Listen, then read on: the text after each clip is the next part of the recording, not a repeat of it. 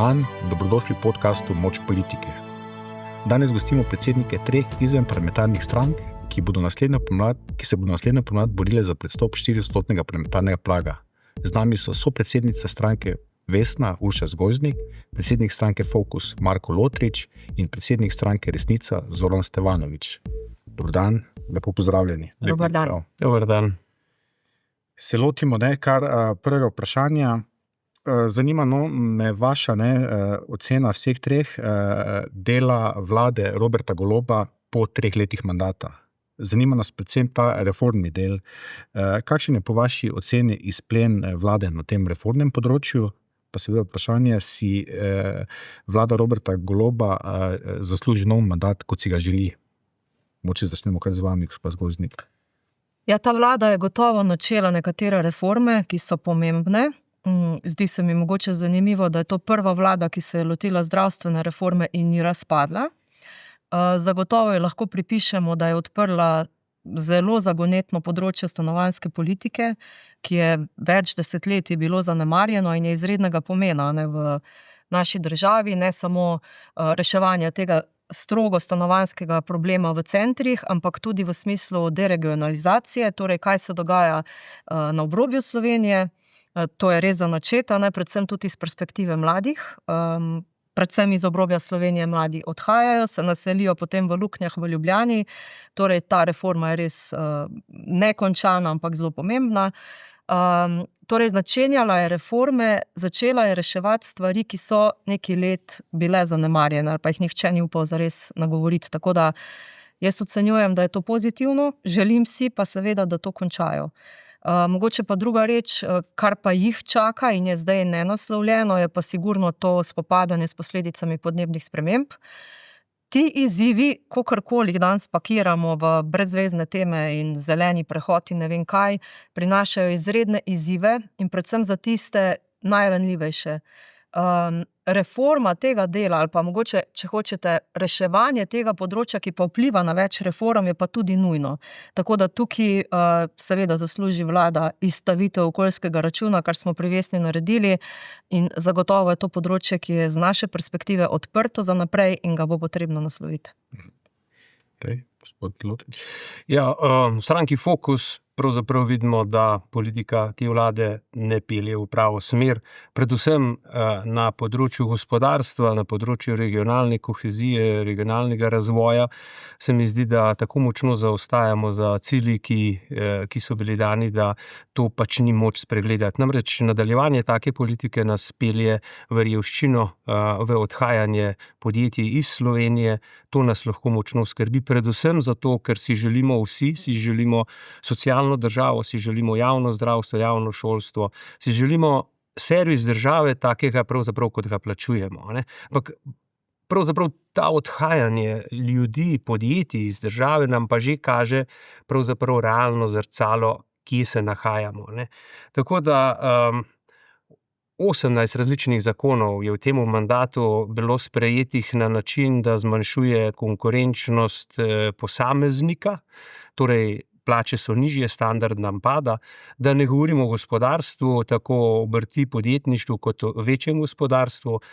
Namreč podatki kažejo, da se je kar pomembno znižalo število pravnih oseb v Sloveniji, se pravi s tem, ko je bil sprejet zakon o čezmejnem opravljanju storitev, so namreč Slovenijo podjetja zapustila, se registrirala na Hrvaškem, Avstriji in Nemčiji in na ta način pravzaprav oškodovala, pogojno rečeno oškodovala, se pravi davki in prispevki se zdaj iztekajo v te proračune sosednjih držav.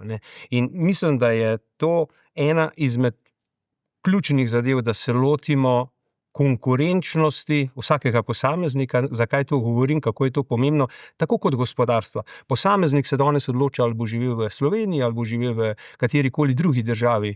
Mladi predvsem so izobraženi, tudi starejši, znajo tuje jezike in jim ni težko prestopiti mejo Slovenije, zlasti, če bodo lahko zagotovili boljše pogoje zase in za svoje družine. Torej, ena zadeva je, kako davke, ki jih zberemo, potem pravilno razporediti v vse, podsisteme družbe. Potem je drug način je zmanjšanje birokracije. že omnibus paketa, ki ga predvideva Evropska unija, zmanjšanje nekih administrativnih ovir za večje gospodarstvo za 25%, za malo gospodarstvo za 35%, kaže, bom rekel, realno stanje, kaj ga vidi trenutno Bruselj oziroma Evropska komisija.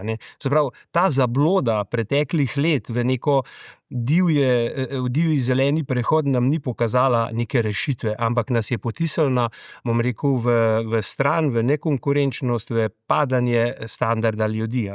Tako da s temu mi moramo narediti reset, nazaj prideti, in zato rekel tudi upravljanje države z 20 ministrstvi pri 212 občinah pač ne more biti učinkovito. 212 župan in županov dnevno si urejajo sestanke na teh 20 ministrstv. Če nekdo želi nek infrastrukturni projekt zgraditi, polovico teh ministrstv skoraj more obiti. To je neučinkovita javna uprava. Zakaj? To se kaže tudi v sredstvih iz načrta za okrevanje in odpornost in pa regionalnega razvoja. Namreč tu smo zadnji po črpanju, 0 evrov smo počrpali iz sredstev za kohezijo, in pa dobro tretjino samo na področju NOO-ja, ki mora biti praktično naslednje leto zaključen.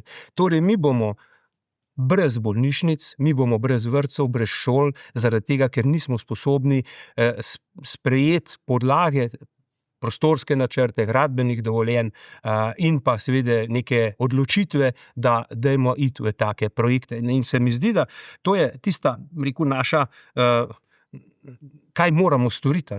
In v stranki Fokus si želimo pravzaprav imeti ljudi, ki so izobraženi, ki veliko, bom rekel, dajo tudi na znanje tako od doma kot v tujini, in bom rekel, dodatna izobraževanja mogoče o temeljih demokracije, o temeljih finančnega opismenjevanja že v osnovnih šolah, o temeljih računovodstva oziroma računalništva, ki ga danes nimamo kot nekega samostojnega predmeta. To so stvari, ki jih moramo najprej in takoj uvesti tudi v to. In tukaj pogrešam ta razvojni vidik države, zaradi tega, ker in Državni svet, če smem sam toliko preskočiti, je edini organ v državi, ki zagovarja decentralizacijo in pa ustanovitev pokrajin.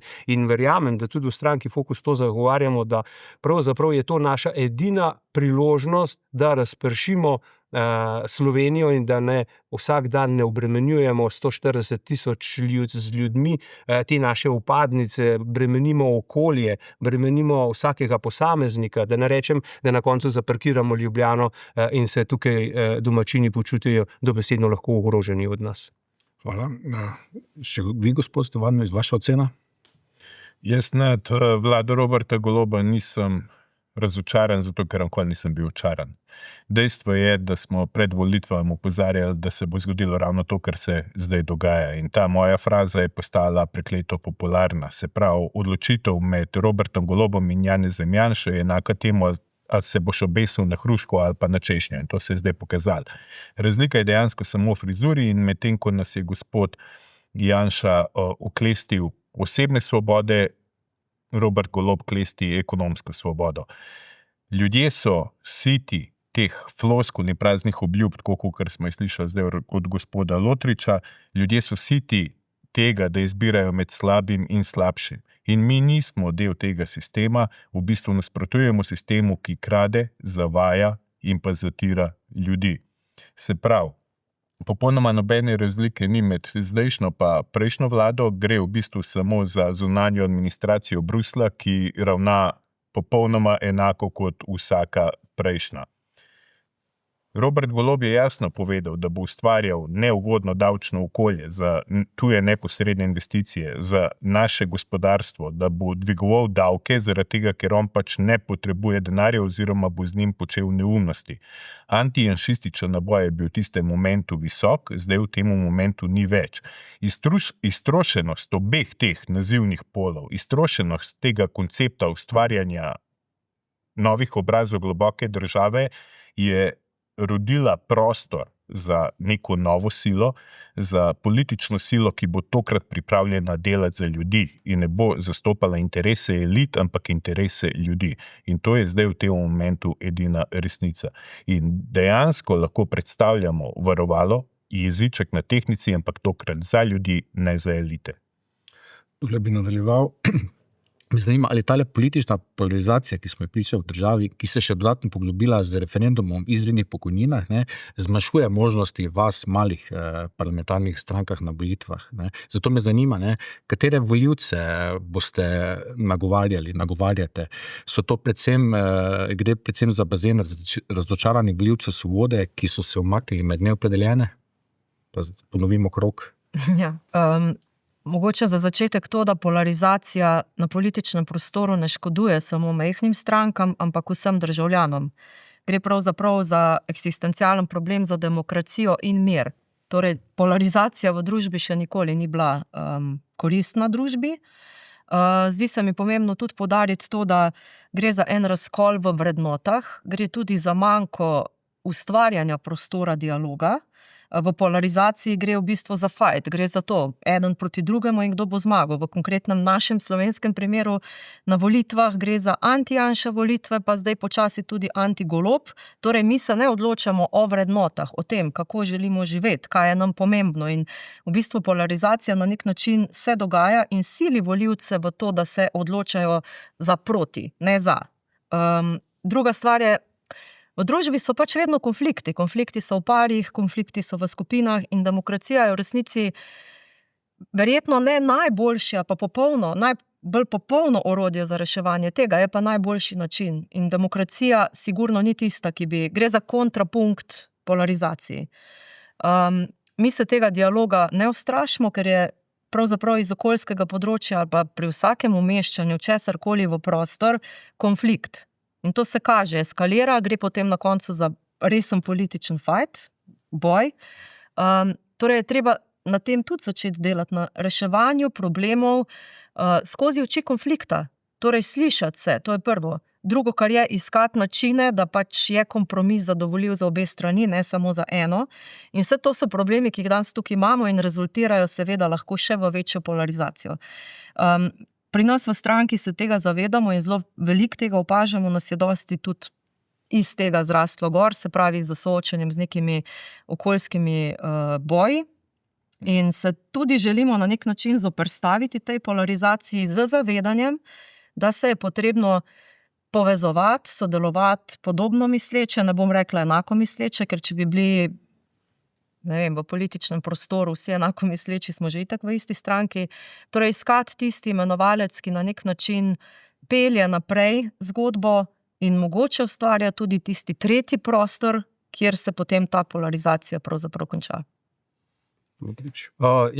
Zagotovo stranka Fokus nagovarja vse obrtnike, obrtnice, podjetnike, podjetnice, starejše, imamo svojo seveda skupino starejših, mladi, omenil sem že izobraževanje, in pač ljudi, ki morajo svojim delom, predvsem svojim znanjem ustvarjati, vir preživetja za sebe, za svoje družine. Zato se mi zdi izjemno pomembno, kar sem že prej povedal, da delo se mora splačati, trud in poštenost pa morata biti nagrajeni. In pravzaprav te postulate mi moramo skozi vrednote družbe pripeljati nazaj. Sam nagovarjanje pravzaprav ne gre za to, da seveda kot stranka imamo napisan program.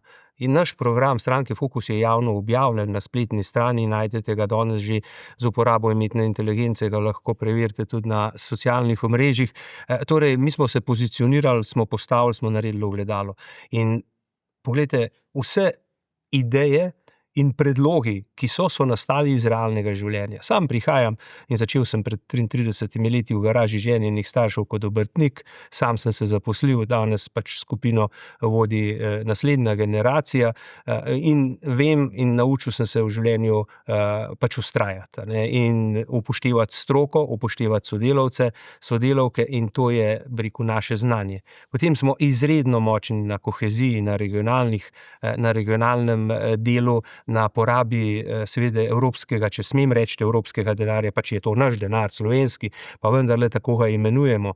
Iz temu moramo reči, da imamo tukaj noter našo generalno sekretarko, ki je v stranki Fokus in je velika strokovnjakinja, dr. Monika Kirbiš-Rojs, ki je že kar nekaj mandatov skrbela za ta denar v prejšnjih vladah in to je tisti razvojni potencial, ki ga ima Slovenija kot finančno gledano, ki ga lahko nameni za razvoj. In zato ves naš program temelji na izkušnjah, ki smo ga pridobili na različnih področjih. Pa bom recimo samo omenjena je bila zdravstvena zakonodaja, zakon zdaj. Poglejte, to je, kaj naj rečem, to je pesek v oči. Zaradi tega najprej, kar je, zakon bo začel veljati naslednjo leto, sredi leta, te vlade takrat ne bo nikjer več. Prva vlada, ki bo prišla, bo ta škodljiv zakon absolutno morala spremeniti. Seveda so pobude tudi za ustavno presojo. Skratka, en kup napačnih stvari je zamišljeno v tem zakonu, gre pa predvsem za nesmiselni boj proti ljudem, katere potrebujemo, proti zdravstvenemu osebju, proti zdravnikom. In marsikateri zakon se je sprejel v zadnjem mandatu, ki je šel proti določeni skupini, ne pa za. Zato mislim, da ljudje, ki moramo pravzaprav živeti od svojega dela, bomo mi zlahka prepričali z našim programom, ker je jasno, ker izvira vsakodnevnega dela. In vse tisto, kar danes manjka, se mi pa zdi, da je pač potrebno še nasloviti. Nasloviti v smislu, poglejte, največja cokla so sprejemanje prostorskih planov. In če mi te prostorske plane danes nekako zmanjšamo, mi imamo, se pravi, podrobni prostorski načrti verjetno niso več potrebni v Sloveniji, zaradi tega, ker se nenehno spreminjajo in niso podlaga za izdajo gradbenega dovoljenja praktično več. Zaradi tega bi bistveno skrajšali te čakalne dobe. Danes čakajo občine, ne vem, po 15 in več let. To ni krivda samo ene vlade ali pa zdajšnje. To je sistem, ki se je zažrl, kot korupcija nam gre v te pore. In mi moramo to drastično zmanjšati, umestitev v prostor na način, kot ga poznamo iz tujine. In recimo za velike infrastrukturne projekte je treba najprej vključiti prebivalce, regijo, kaj lahko v tisti regiji naredimo, ali bo neki energetski, bom rekel, objekt sprejemljiv za ljudi, ki tam živijo, ali je sprejemljiv samo za kapital, ki tam vlaga ta denar. Ne, tukaj moramo po vzoru, to je preverjeno, tudi v tujini delujejo, ljudje se radi vključujejo, seveda, če imajo nekaj od tega, zelo enostavno povedano, ali imajo zagotovljeno električno energijo, ali imajo nadomestila za postavitev elektrarn. In tukaj noter mi moramo samo pristopiti do ljudi in ljudje po načelu subsidiarnosti od spodaj navzgor graditi to našo družbo. In potem se bo polarizacija sama po sebi se bo zgubila, ker ne bo skoncentrirana vsa politična moč pač v enem človeku. Hvala, gospod Stevanovič. Jaz sem v bistvu bolj konkreten. Mi nagovarjamo ljudi, ki so siti politike preteklosti, politike lažnih delitev, politike korupcije. Nagovarjamo ljudi, ki želijo politiko prihodnosti, politiko povezovanja in politiko transparentnosti. Mi želimo, da ljudje soodločajo pri vseh nadaljnjih odločitvah v politiki. In naše sporočilo je zato moč ljudem. Nagovarjamo seveda tudi neopredeljene, katerim je režim namerno zagnusil politiko do te mere, da so aktivirani samo eni in isti in da volijo ene in iste. To ni naključje.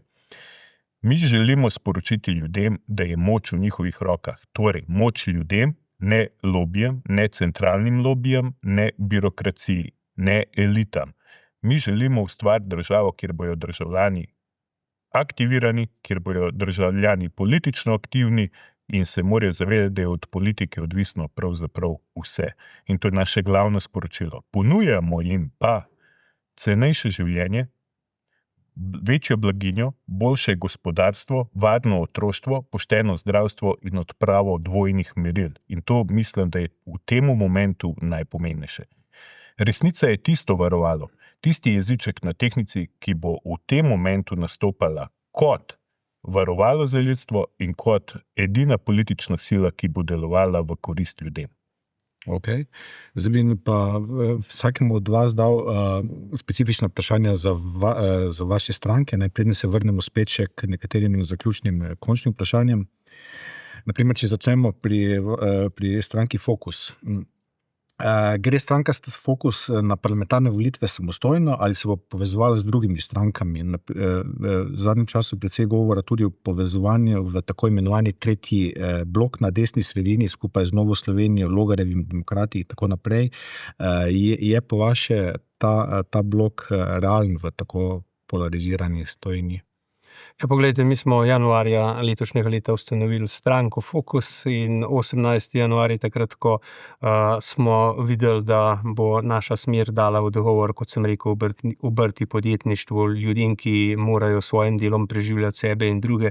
Zaradi tega seveda nismo našli enega, bom rekel, podobne stranke, kamor bi načeloma lahko tudi vstopila. Če bi bil program določenih drugih strank tako podoben in tako empatičen tudi za nas, bi to lahko naredili. Ne, mi smo absolutno ocenili, da potrebujemo novo politično moč na tej, bom rekel, sredini, ki zagovarja liberalne, konzervativne vrednote v družbi. Tukaj noter predvsem mislim na demokracijo, na spoštovanje človekovih pravic, tudi na seveda jeziku, kulturi naroda, družini, če želite, delo se mora splačati, kot sem že povedal. In to so tiste vrednote, ki pa seveda ne morejo, ki nas morajo skupaj potegniti.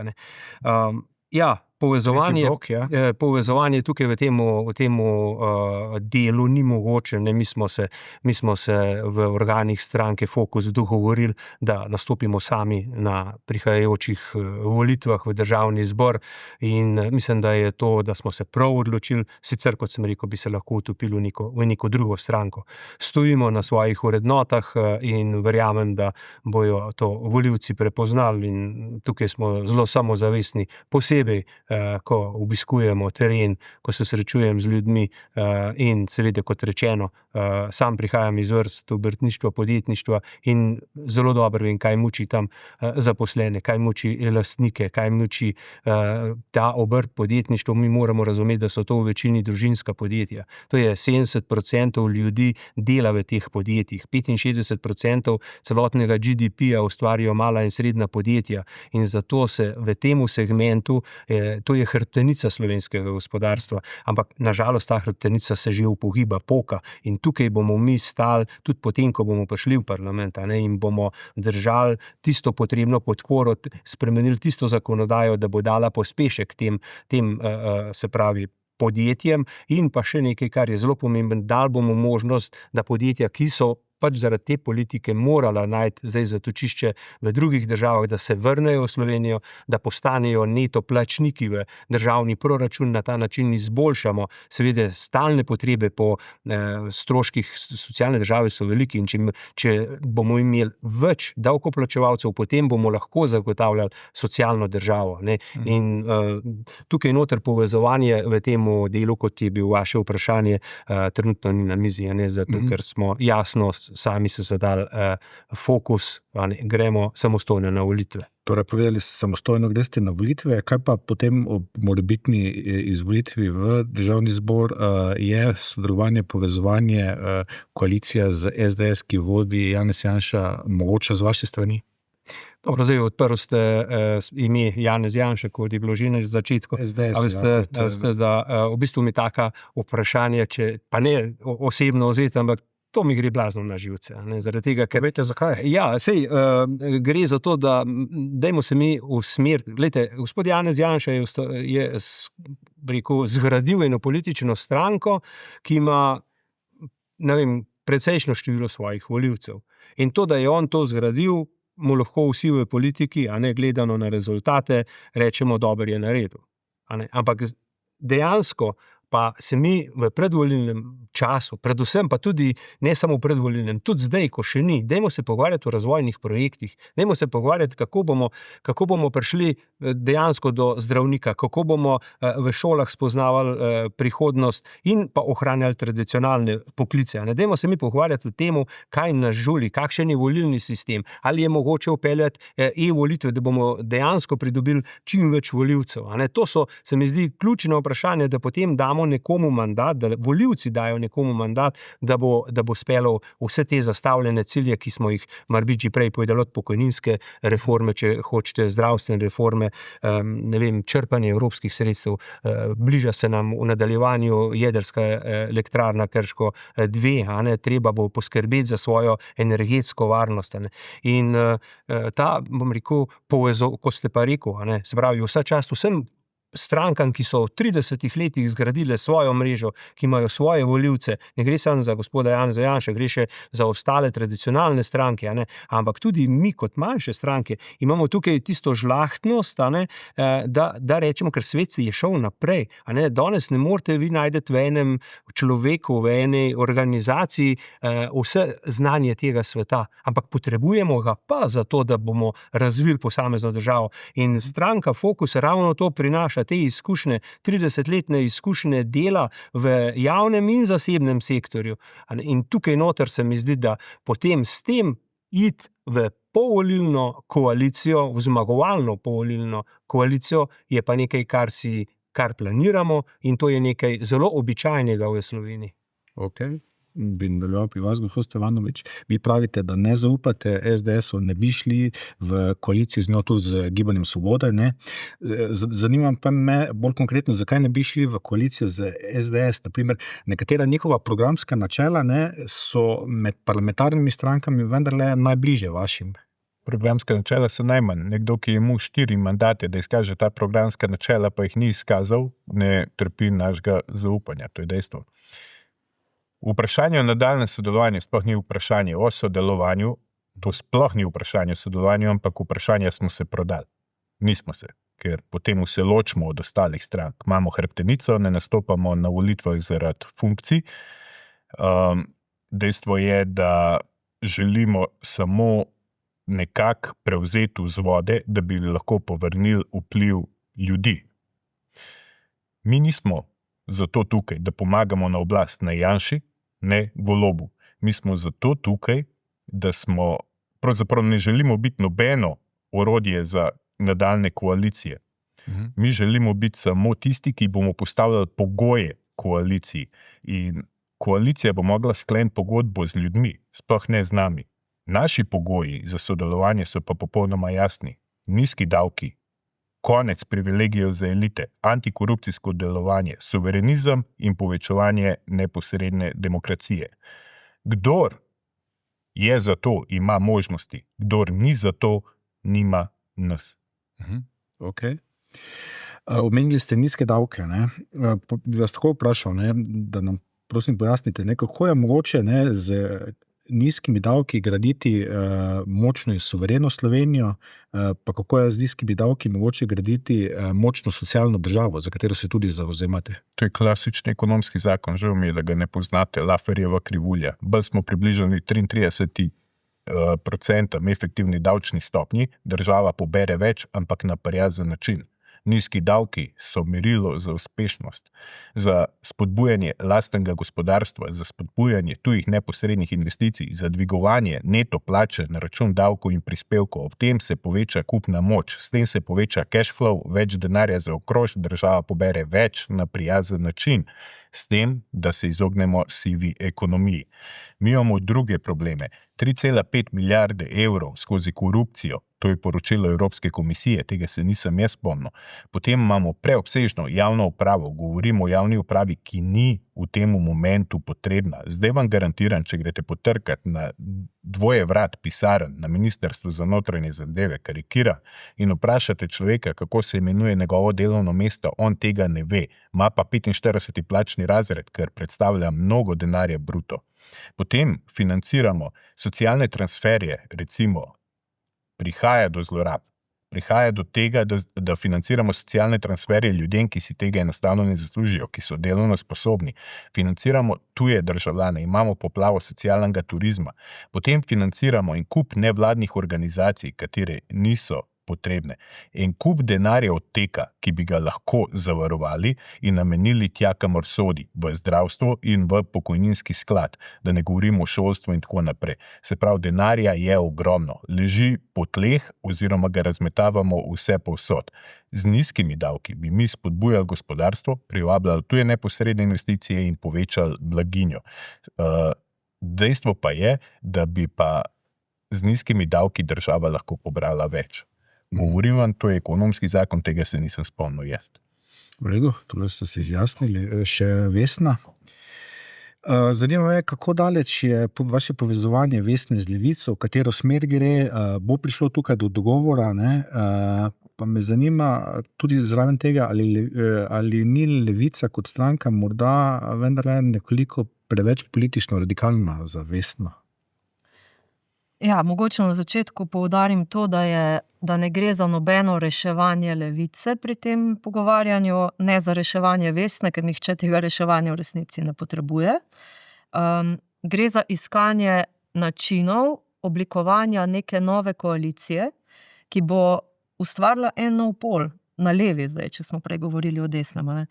Predvsem pa mi ne želimo in ne pogovarjamo se v smeri, da bi to bila koalicija, ki bi razpadla prvi dan po volitvah, ampak da se res pogovarjamo o bistvenem, kar zadeva predvsem prihodnost mladih, podnebnih sprememb, tudi starejših, če želite. To je tiste najranljivejše, ki jih pač seveda ponavadi izpustimo, ko imamo te burne debate. Zdaj, možnosti, da se mi združimo z Levico, so skoraj nične. So pa velike, če govorimo o oblikovanju neke nove ali pa večje zgodbe.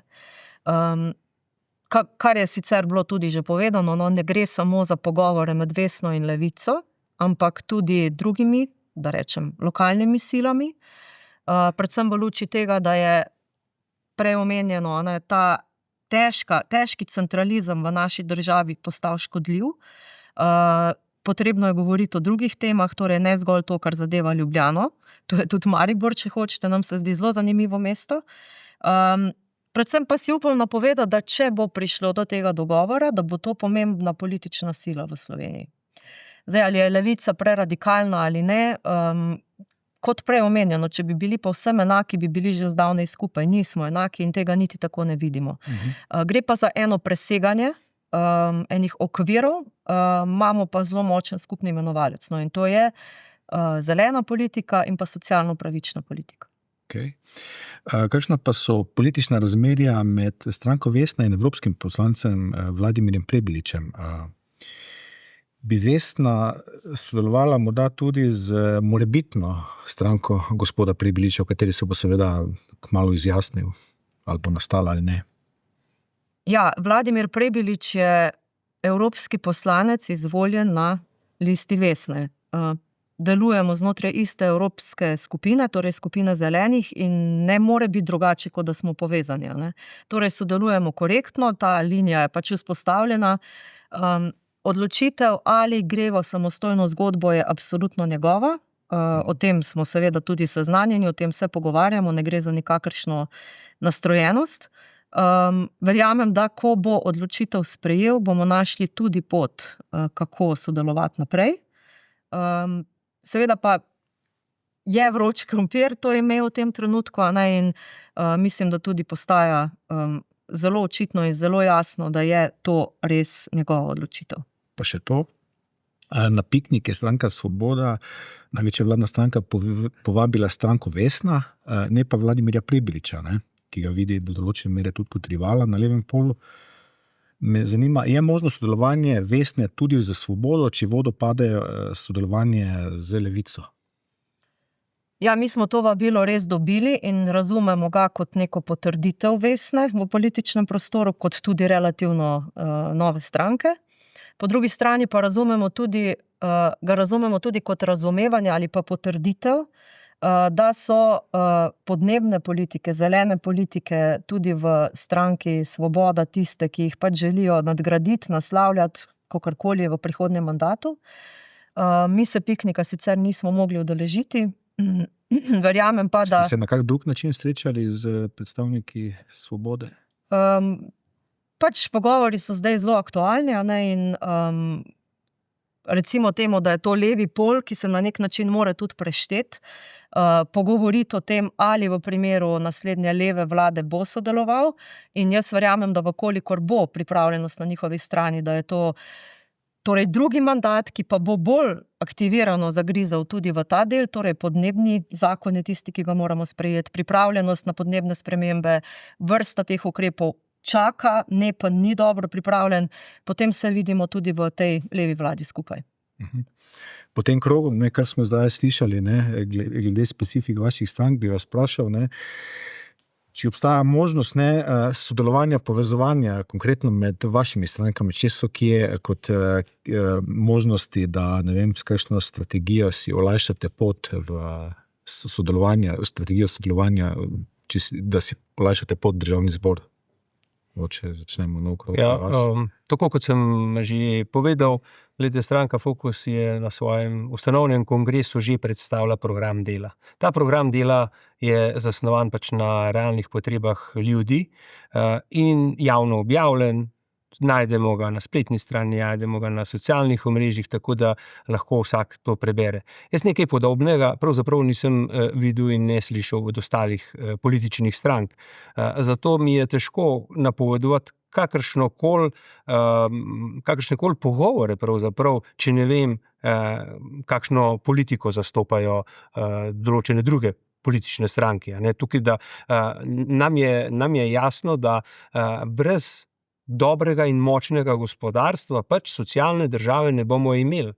In tukaj noter tiči ves naš, pristop. Če želimo imeti javno zdravstvo, javno šolstvo, če želimo razvoj države peljati naprej, potem moramo za to imeti denar. Ta denar pa pride pač lahko rečemo, samo iz dveh virov, ali od dela, od davkov, prispevkov, ali pa od zadolževanja. Torej, zadolževanje na dolgi rok vemo, da ni pač možno in tudi pač ne prinaša neke dodane vrednosti države. Torej, temelji vse skupaj na delu te hrbtenice, ki sem jo že omenil, teh 70% državljanov Slovenije, ki morajo s svojim delom pač upravljati.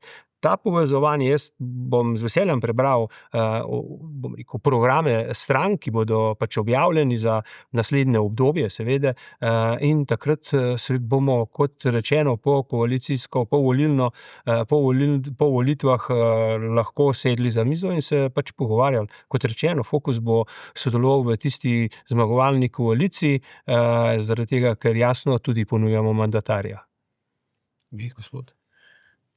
Absolutno si treba priznati, da si predstavljamo diametralno nasprotje. Medtem, ko smo iz diskurza ali pa retorike obeh gostujočih ugotovili, da bi pač stranka Vesna rada pomagala levi opciji na oblast, stranka Fokus pa desni opciji na oblast, smo mi tisti, ki pač želimo biti jeziček na tehnici, ki pomaga ljudem na oblast. In to je ogromna razlika. Eni izhajajo pač iz teh starih sistemov, iz te stare politike preteklosti, mi želimo pač novo politiko. Mi želimo biti neodvisen glas, suveren glas, mi želimo prevzeti legitimnost odločanja kot stranka, ki bo pripravljena pač delati za ljudi. In tukaj se absolutno razlikujemo, tako da je to zelo težko. Tukaj predstavnica Vesna enostavno prizna, da bi se združili z Levico. Levica je v vladi, ki popolnoma pohoja njihova osnovna načela in dokazuje, da so se pripravljeni prodati za 2 ministrski mesti in nekaj sekretarskih mest in pohoditi popolnoma vsa svoja načela. Zakaj bi se pravzaprav želeli na ta način združevati? Na drugi strani je gospod povedal jasno, da si želi povezovanja z SDS-om po volitvah in jaz mislim, da so to pač neke satelitske stranke, ki na vsak način želijo priti do funkcij in oblasti, ne glede na voljo ljudi. Mi se te politične preračunljivosti ne gremo, pravzaprav nam je malo mar za funkcije, dejstvo pa je, da so funkcije pomembne kot vzvodi, da se vrne vpliv ljudem. Če smem tukaj dodati, na prvo na prvo provokacijo se mi zdelo, da ni niti vredno odgovarjati gospodu Stevanoviču. Zdaj pa mislim, da je pa prestopil ravno ta, bom rekel, nek dialog kulture ali pa kulturni dialog. Naj pač povem, da sem jasno povedal, da smo mi samostojna stranka, da fokus gre sam na volitve in da bo zastopal omenjene obrtnike, podjetnike, ljudi, teh 70% ljudi slovenskega naroda, ki potrebuje realne rešitve. In mi prihajamo iz realnega življenja. Meni je poslušanje nekih slavospevov, nekih političnih floskul, tega imamo mi zadosti. Mi imamo realne, dejansko zakone že pripravljene, zato da se samo vložijo, pa naj bo to zdravstveni zakon, seveda, glejte, pokojninski zakon, to je soglasje vseh treh socialnih partnerjev, to, kar se je doseglo, to je minimalni, bom rekel, skupni imenovalec, da se je to naredilo. Nismo absolutisti. Mi živimo v demokratični družbi in tako moramo delati. Tako da jaz bi tukaj noter pač jasno povedal, vsak naj nagovarja in zagovarja svoje, naj pokaže svojim delom, kaj je do zdaj naredil. Ker ljudje so pametni in vedo pogledati in vedo, kaj je kdo sposoben tudi narediti. In dejstvo je, da je politika tukaj zato, da pač da ljudem možnost, da se razvijajo. Država potrebuje razvojne projekte. Kdo drugih bo delal kot pač ljudje, če jim damo možnost razvoja? Kratko repliko ste povedali? Absolutno, zdaj si se gospod Lotric spustil na najnižji nivo, ko ste me obsodili, da sem nekulturen. Jaz sem pravzaprav osnovno izredno kulturen, dostojanstven sem in se lepo obnašam, ker sem tako vzgojen. Druga stvar, tudi politično kulturen sem, ker zastopam voljo svojega volilnega telesa za vsako ceno. Nisem pa politično korekten, tako ker ste vi, ker gre tukaj za v celofan zavito laž. In da se razumemo, ne obsojajte me, da nisem kulturen, ker v resnici res sem. Če zaključimo tole, še vam možnost, da odgovorite na vprašanje. Ja, političnega programa, fokusa zares ne poznam, tako da težko komentiram. Se mi pa zdi, da je gospod Stevanovič zelo dobro poudaril to, malo nam je mar in čutimo nekako v vestni odgovornost do prebivalcev, do okolja, do države, če hočete. In tega ne čutimo pri strani resnice, da je ta odgovornost na najvišji ravni in eno je seveda govoriti, kako bi moralo biti, drugo je pa stopiti potem v čevlje in izvajati ukrepe. Tukaj moram samo vprašati, da nam je malo mar za funkcije, da se ne jemlje izjave iz konteksta. Poglejte samo reševanje invalidskega podjetja CSS. Poglejmo invalidsko podjetje Bodočnost Maribor, pa si poglejmo črpalno hidroelektrarno Kozjak, pa si poglejmo vse vetrna polja v Sloveniji, ki dejansko bremenijo pravzaprav ljudi, njihovo okolico. Da ne naštevam tehničnih podatkov, ki so res obremenjujoči za okolje in za ljudi. In zdaj mi pa pokažite nekoga drugega kot, tukaj se pa moram pač izpostaviti, ki je uspel poenotiti ljudi, ki je uspel najti rešitve za to, da zadeve gredo naprej. In ljudje v Škofji Loki, v tem invalidskem podjetju so neizmerno hvaležni vsem deležnikom, vsem podjetjem, ki naročajo dejansko potem tudi in ministrom in vladi in vsem tistim, ki smo sodelovali pri rešitvi tega. To je 40 ljudi, ki so, pravzaprav polovica od njih so invalidi in če ne bomo poskrbeli za najranljivejše, če ne bomo poskrbeli za naravo, ki se sama po sebi ne more braniti, ljudje jo pa, bom rekel, svojimi hrbti pravzaprav branijo. In tukaj noter so pa tiste konkretne rešitve fokusa, ki pač demantirajo kolege, ki verjetno ne morejo tega pokazati. Še najprej Urša, pa potem res s kratkimi replikami zaključimo ta del. Še imamo dve pomembni vprašanji. Zdi se mi vredno reči nekaj o teh vetrnicah, ki so postale res pač tema, res razdvajajo, in poudarek, ki ga želim tukaj dati, je, da je to problem kapitala, ki vdre na neko območje, brez da bi se pogovorilo z ljudmi, z občino, lokalnimi oblastmi o tem, kako bi ustvarjali ta projekt skupaj. In to je en tak modus operandi pri marsičem. Torej, izostanek tega pogovora o tem, kako bi ta skupina tam skupaj seveda našla način sobivanja, če hočete, z vetrnicami. V tujini je ta model precej poznan, predvsem v teh bolj razvitih državah razumejo, kaj pomeni dialog in seveda najdejo največkrat tudi vzvod v tem, da se, ne vem, naprimer 20% te pridobljene energije donira nazaj lokalni skupnosti in da tudi ti ljudje razumejo, kaj imajo od tega. Torej, kako kapital danes navali, brez da ljudi vpraša, to je pač resničen problem. No, in ne bi rada, da se to na primeru vetrnic kaže kot, ne vem, problem razdvajanja Slovenije, ampak probleme nekje druge. Še za zaključek. Čutil sem se nekoliko izvan prej.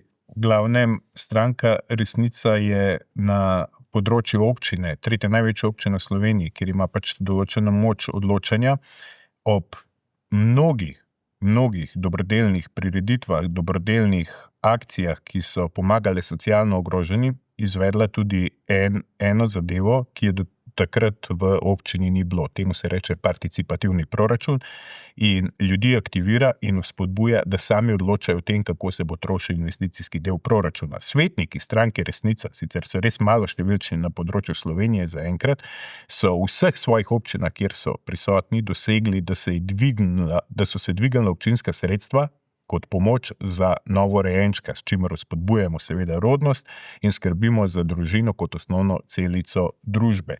To so stvari, ki pomagajo ljudem, to so konkretne stvari, ne klasično PR-ovsko ravnanje ob določenih situacijah v podjetjih. Hvala. Za konec še pa dve pomembni mednarodni vprašanji, ki imajo seveda imata pomembne implikacije tudi za slovensko notranjo politiko. Najprej bi vprašal, je to, kar počne Izrael v Gazi, genocid? Oziroma vam je bliže stališče predsednice republike Nataše Pirc Musar do tega vprašanja ali stališče bivšega predsednika republike gospoda Pahorja do te teme? Pa spet začnimo pri vas. Poglejte, nastop naše predsednice v Evropskem parlamentu pravzaprav je v delu, ki ga je imela pripravljenega in ko je govorila, se mi je zelo dopadel in sem ponosen na to, kar je povedala. Bom rekel, v delu, ko pa direktno naslavlja genocid in pravzaprav na napačnem področju celote, se pravi, tukaj imamo v mislih predvsem ločevanje med Gazo in Zahodnim bregom, pa je bilo izrečeno, po mojem, najprej nepravilno, drugič pa zelo sporno, je zdaj to lapsus ali karkoli, poglejte, da se pa zgodi lapsus pri tako velikem, bom rekel, moštvu v ekipi predsednice, se mi pa zdi skoraj nemogoče. Zato mislim, da je treba biti pri takih izjavah absolutno previden. To, kar se dogaja bom rekel, kar izvaja zdaj Izrael proti, bom rekel, ljudem, je tragika največjega formata in pravilno je, da se postavimo za ljudi. Treba je pa vedeti tudi to, kdo je napadel. Napadel je pač Hamas in se pravi, končanje tega spora bo tako kot vseh ostalih, mislim, da 55 žarišč pač prinesla neka miza, kjer se, upam, bodo enkrat dogovorili, na kakšen način bodo pač oživili sobivanje. Edina rešitev v tem konfliktu je seveda status dveh držav. In zato mislim, da tako Slovenija kot Evropska unija mora biti tukaj enotna pri oblikovanju te rešitve. Druge rešitve ni. Orožje ne bo ne pobil in ne zmagal. Tako da verjamem, da bo na koncu sicer težko, ampak bo prevladal, pač ker drugega ne bodo več imeli. Ne bodo imeli več ene hiše za uničiti, verjamem pa, da ljudje in narod bo pa tako eden kot drug bo pa preživel. V Gazi se v tem momentu dogaja genocid. To mi govorimo že ves čas od začetka tega spopada. Vprašanje je le, kako lahko Slovenija pomaga pri preprečevanju takih stvari ali pa pri vzpostavitvi miru. Mi se zavzemamo neprestano za taktiko neopredeljenosti. To pomeni, da se ne vmešavamo v tuje diplomatske in pa vojaške spore. Samo na ta način lahko pridobimo zaupanje obeh strani zvabimo obe strani za pogajalsko mizo in posredujemo kot mirovni posrednik. Če ne moremo posredovati kot mirovni posrednik, je bolje, da sploh ne posredujemo in da damo mir. Slovenija je odlična država, lep geostrateški položaj, ampak moramo si priznati, da smo majhni in da nimamo vpliva. Ko se egzaktno postavimo na katerokoli stran, nismo doprinos koristi, niti imamo sami kakšno korist, lahko pa dobimo ogromnega sovražnika, ki ga ne potrebujemo. Na to smo mi opozarjali že pred priznanjem Palestine. V redu, če je bilo treba priznati Palestino, jo je bilo treba priznati. Ampak kaj smo s tem dosegali? Samo izločili smo eno pogajalsko stran iz lastnih pogovorov in komunikacije. In to je naša največja napaka. Podobno ravnamo v ukrajinsko-ruskem sporu oziroma v tej proksi vojni Zahoda in pa Rusije. Mi bi mogli tukaj zavzeti taktiko neopredeljenosti, mi bi tukaj mogli jasno povedati, da želimo mir in poskušati vzpostaviti na kakršenkoli način mir. Mogoče to deluje idealistično, ampak ni tako zelo. Jaz sem tudi v predvolilnih soočenjih omenil, da obstaja možnost Brdskega sporazuma, kjer bi se otroci še naslednjih 100 let učili o tem, da je obstajala neka država, ki je poskrbela ali pa povabila predstavnike največjih sil na svetu na Brdo pri Kranju, kjer bi se lahko odvila neka mirovna pogajanja, ampak zato bi rabili seveda zaupanje vseh sprtih strani. 3-4 mesece nazaj, ko so ankete ugotovile, da večina ljudi misli tako kot mi, je Golob to isto mojo idejo ponovil, tako kot ponavlja marsikero idejo, za katero sumi, da je nekako všečna ljudem, obenem jo pa nikoli ne izvede. Še vaše stališče, torej, katero ste vam bliže izvajanje predsednice republike ali bivšega predsednika republike na to temo? Ja, najprej mogoče tole, gospod Stevanovič je rekel, da bi malce pogledali stran, pa zavzeli to nevtralnost. Se mi zdi najprej mogoče pomembno to reči. Mogoče vsi mi malce gledamo stran. Tudi jaz včasih pogledam stran, tako težko mi je gledati te prizore mrtvih otrok. Vsi smo na koncu mame, očetje, detki, babice in izrekanje, da to ni genocid, se mi zdi res škodljivo. To je nečloveško. Pa sem to jaz rekel. In zato je nastop predsednice se mi zdi bil ustrezen. Zatikanje zdaj, kako je zdaj formirala posamične stavke, je bila pomota, ni bila pomota, se mi zdi pač izogibanje temu, kar je dejstvo. Jaz osebno lahko povem, da sem bila ponosna na to, da je izrekla to besedo v Evropskem parlamentu, ker tam se izogibajo tej besedi, kolikor vem.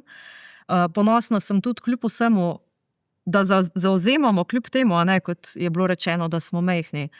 Tudi če smo majhni, imamo moč, imamo besedo, imamo zavzetje stališča in hočem reči, da sem ponosna na to, da se je Slovenija zdaj začela postavljati v to skupino, izpostavljati, če hočete, in si moramo tudi kljub vsemu prizadevati za to, čeprav smo majhni, čeprav nismo v vojni, za to, da prispevamo k skupnemu miru. Zdi se mi pa mogoče še vseeno vredno poudariti to dvoličnost ravnanja. Eno je v Ukrajini, drugo je v Gazi. Mislim, da se Evropska skupnost bo morala bolj zavzeti pa pogledati primera kot enaka. Mislim, da je prišlo tule malo, da mi ne sporazuma. Ja, pa samo, da ga takoj popravimo, seveda, gospa Urška je absolutno že toliko lahko retorično spretna, da gre lahko nek verbalni dvoboj brez izmišljanja pa izkrivljanja dejstev. Jaz sem v prvem stavku povedal, da v Izraelu v Gazi je genocid, to je prva stvar, druga stvar pa, da ne smemo gledati stran, ravno obratno, kot je ona to predstavlja, ampak da se moramo zavzemati za mir. In ravno ta retorika, da se moramo absolutno postavljati na katerokoli od teh strani, je vojno podpihovanje. In ravno ti otroci, ti stari ljudje, te žrtve so v večji meri ali pa so spotencirane ravno zaradi take retorike, kot jo je v tem momentu navedla ona. Za konec, omenjeni sta bili dve vojni, ki pomembno vplivata na geostrateški položaj Evrope in seveda tudi Slovenije. Zato me zanima, ali podpirate vladne načrte, da do leta 2030 dvigne izdatke za obrambo na 3% bruto domačega proizvoda. Varnostna politika je zagotovo ni stvar ene same države, ne Slovenije, ampak to je kolektivna obramba. Ne.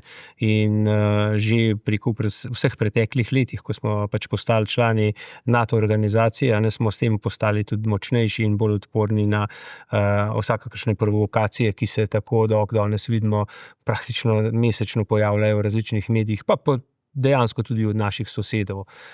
In to, bom rekel, vlaganje v varnost se mi zdi ključno za našo delovanje države. Poglejte, to samo če vzamemo za en primer, da doživimo en kibernetski napad, da ne nam padejo dvigala, nam padejo komunikacije, nam pade elektrika, kako se bomo branili. Ne? Mislim, da pogosto mi gledamo samo vlaganje v oborožitev kot tako, pač ne pomeni, teh 3% ne pomeni, da bomo, po mojem, vlagali samo v orožje. Mi moramo vlagati v varnost ljudi.